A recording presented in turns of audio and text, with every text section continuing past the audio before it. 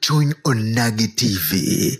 Chuny onagi TV. Adundo Jaluo.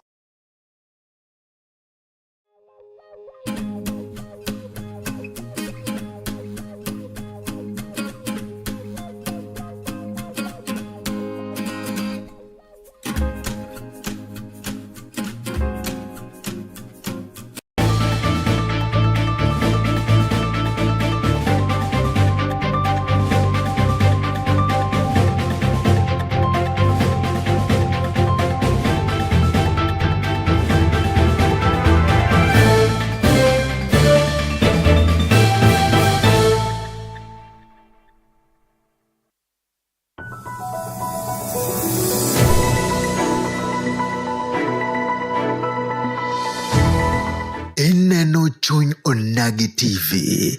Chuny onagi TV. Adundo Jaluo.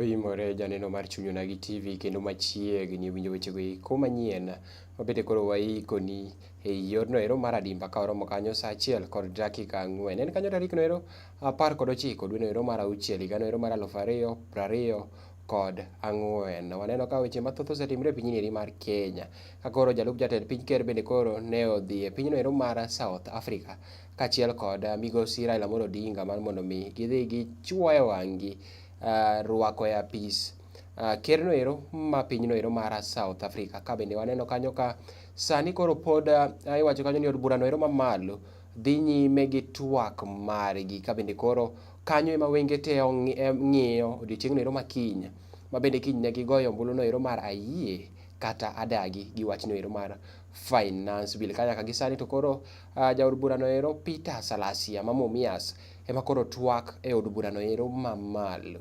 Komachielo waneno kanyo ka jodak no ero mawuok e gwenge eki ma Kisumu County owacho kanyo ni odiochieng'no ero makiny ne gibede ndara kacha kendo gibiro bago ng'anyo margi kowuok e gwenge kuma Kondele nyaka e bomano ero ma Kisumu kuma Milimani Locots kata parliament no ero ma Kisumu koro nitie. Warita ni mondo wanene to odiochieng'no ero makiny ne obed nang'o e gwenge eki ma Kisumu ka odiochieng' ma kawuono ng'anyo ne obag kanyo e gwenge eko mag Mombasa kama bende rowere ne owuok kata ka ne en koth chwe kanyo to rowere moko ne owuok kendo ne obago ng'anyogi e yono ero mamuol kendo kwaneno ka lawruok mar ka gi kacha gi polise ne obedi. Mago kod mamoko machiegni winjo wechegi eki e yono ero mar adimba kama dhi tayi en an Gerald Bonyo. Wachako kanyo jalup jatend piny Kenya mano migosi Rigathi Gachagua koro to ne odhi e limbeno ero e pinyno ero mar South Africa mano ero mar dhi e nyasino ero mar sidho ayanga kerno ero mar South Africa ma bende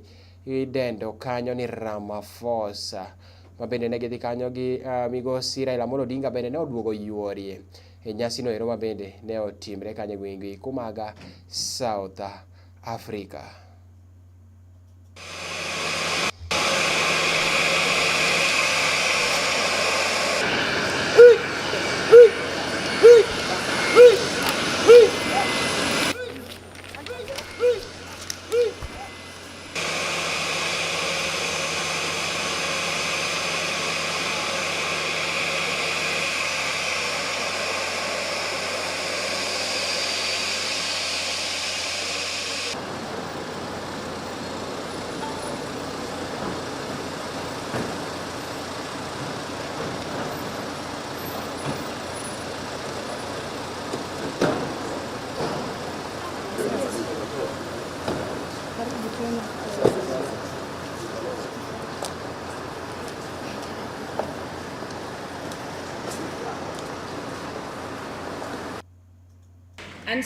Ka wadhi nyime kanyo en ni koro jotelo go eko ma bende koro wuok e dho nembe go eko koro to siro dwaro no ero mar somo mondo koro girang chenro go eko ma nyithindo ma bende koro dhi skul kali ka chenro go eko bende nyithindo osebedo ka kali gin kanyo yie mondo tero nyithindo ma nyiri nyange tuono ero mar ayaki.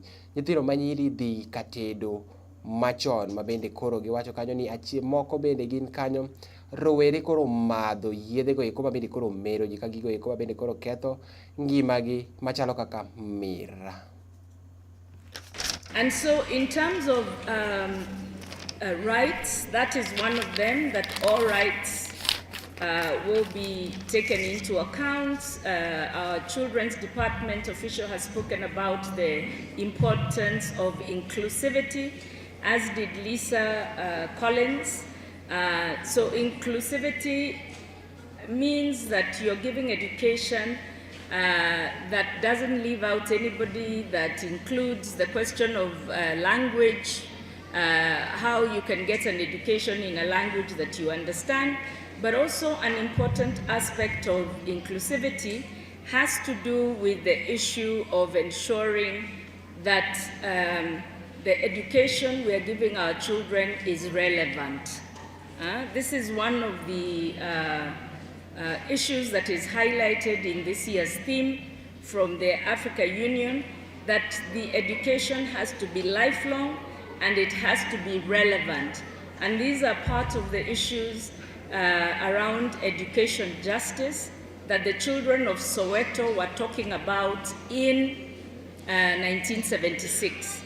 They did not want to be taught in a foreign language known as Afrikaans. Here, of course, we teach our children in English and Kiswahili. Kiswahili is not a foreign language, it's one of our languages, but we have also relegated our mother tongue in a manner. Kawadhi nyime kanyo ni jaod bura no ero mar Kisero wacho ni budget no ero kod ushuru bende mane ogola kendo omed orango kanyo ahinya ngimano ero mar jopiny. Wacho ni ushuru no ero mag konge ma bende koro nyalo miyo jogo eko ma madho kong'o yudo thuolo no ero mar dhi e ot chon ni mar koro ushuru omede kong'o, koro oganda mathoth ok bi tiyo gi kong'o e pinyni eri mar Kenya mar mondo koro mi oganda odog ot chon.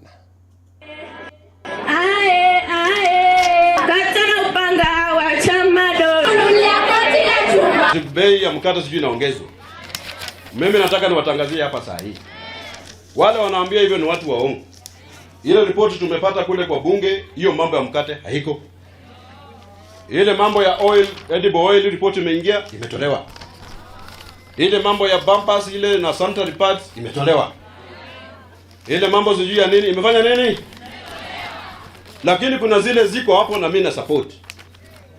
Ile ya kuongeza ushuru kwa pombe. Mimi kama mjumbe wa Husero, pombe ipigwe ushuru maradufu. Walevi wapate shida.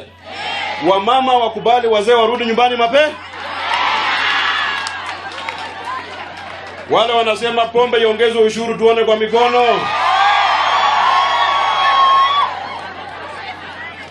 Kuna ile ushuru imeongezwa kwa sigara. Si ndio? Wale watu wanavutanga nini? Hiyo pombe, hiyo taxi iongezwe maradufu. Sasa wezanga munzuba unyata. Nobo nambo mu na afwana za inushenge.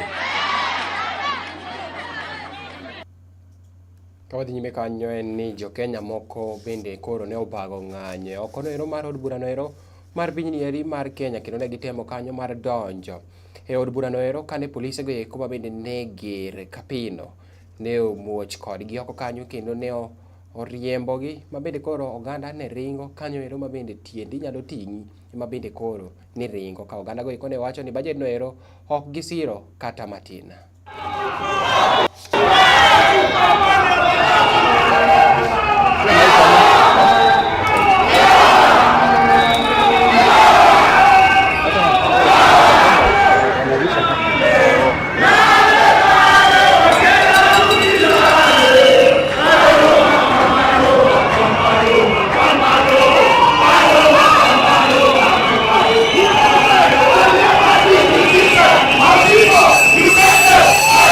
Keep it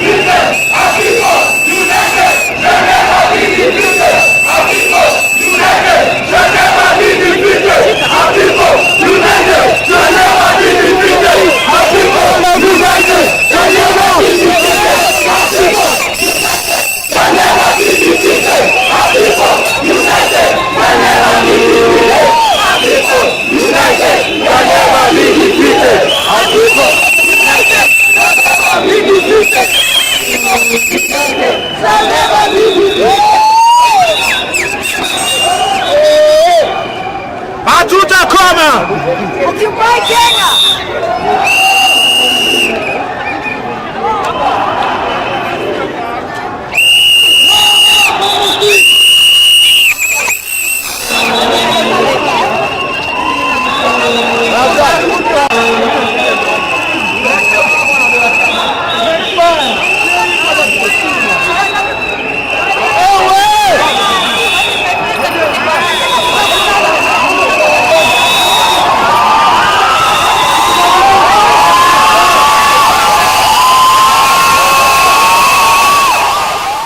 Eko gin rowere go eko bende ne obago ng'anyo kono ero mar od bura no ero mar pinyni eri mar Kenya ma bende seche mane gibago ng'anyo wuoyo kata sitting gi dho ngere ne dhi nyime ma bende koro warito mondo wane ni to odiochieng' makiny gwenge eko mag Kisumu biro bedo nade. Waseng'eyo ka Kisumu bedo ga warito ane ni nitiere lokruok koso pod en mana kamacha. Ka wadhi nyime kanyo en ni jodak go eko e ward no ero ma Malava mano ero mayudre e kaunti no ero ma Kakamega koro dwaro mondo mi piny no ero piny owacho kotele kanyo kod Ker William Samoei Ruto gi jogo eko mochung' ne lope piny ni eri mar Kenya koro to duok lo no ero mar mosenindo Soita Shitanda mano ero mane en jaod bura no ero ma kaunti no ma Kakamega. Ka wadhi nyime kanyo en ni weche go eko mag thieth ma bende ne oyudo tungni e osiptal no ero koro matin mantie kaunti no ero ma yudore gwenge go eko mag Mlima Elgon bang' jotije go eko mag osiptal no ero bago ng'anyo kuom dwaro no ero ma bende giwacho kanyo osechagi kuom dweche ma bende giwacho ni pok osachgi odonjo kuom dweche go eko ma bende dirom 9 ka giwacho kanyo ni koro ok gibi dok e tich nyaka koro chulgi osara gi ma bende osebet kaleo kanyo yao yakishughulikiwa. Watu wanaogopa mili.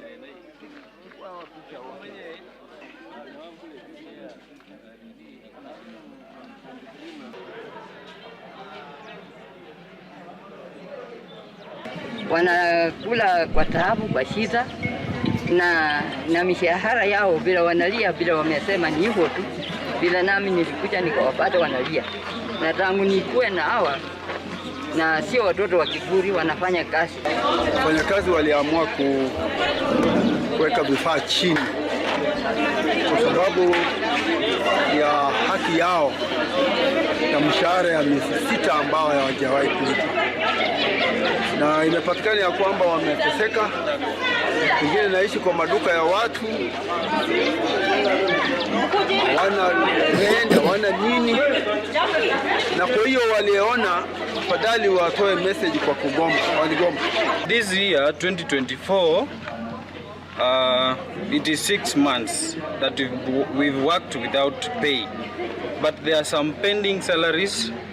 For the year 2022 there is 1 month that was not paid, the month of February 2022. In the year 2023, the month of June and the month of October was not paid. So these amount to 9 months without. Mago ko gin dakteche go eko bende koro ne ng'anyo kanyo. Ka wadhi mbele en ni dwaro no ero mar keto kare geng'o tuo no ero mar ayaki no ero ma bende koro ka owuok kuom miyo no ero kadhi kuom nyathi koro to medo dok chien e kaunti no ero ma Garissa. Ka koro ne dwaro no ero ma bende dwaro kanyo iketo igeng'o tuo no ero ma bende koro wuok kuom miyo kadhi kuom nyathi. Ka koro oyangore ni tuo no ero bende koro pod ni malo mokalo e kaunti no ero ma Garissa.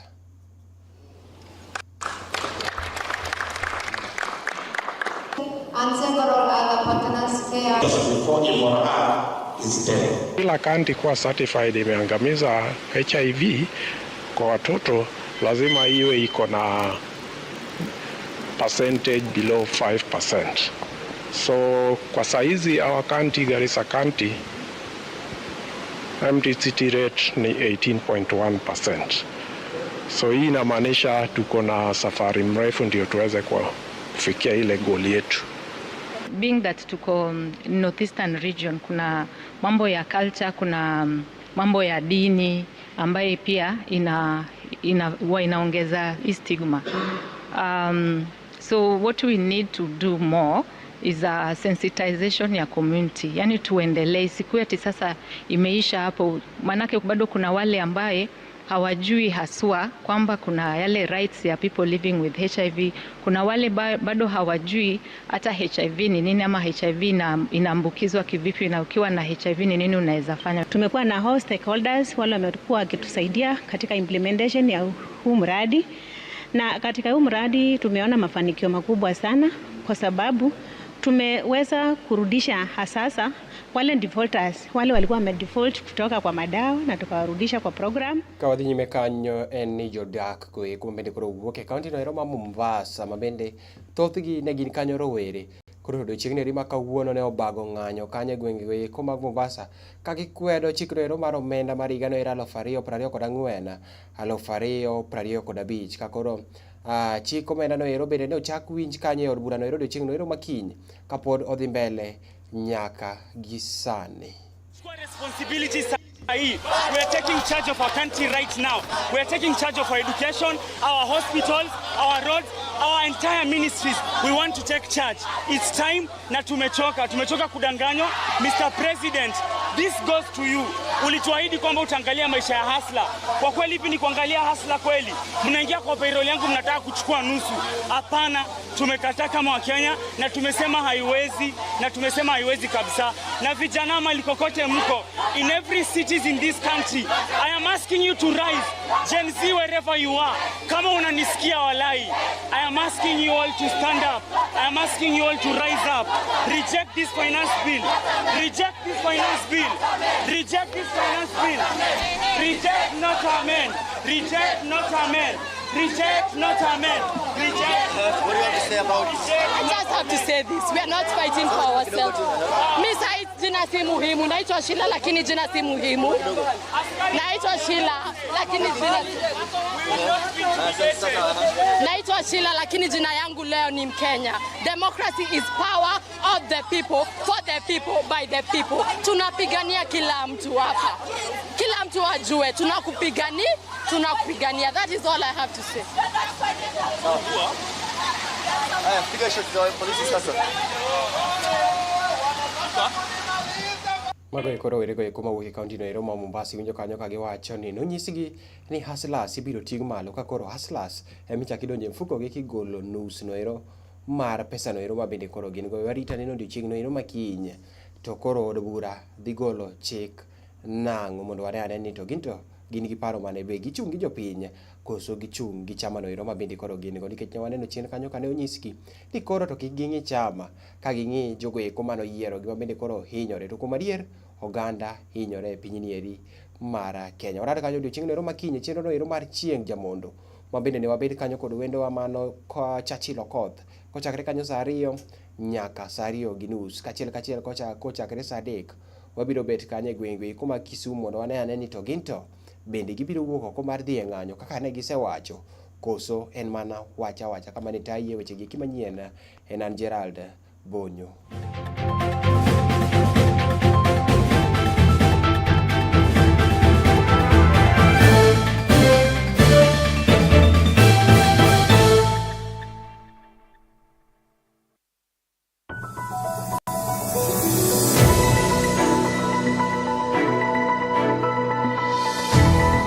Ineno Chuny Onagi TV.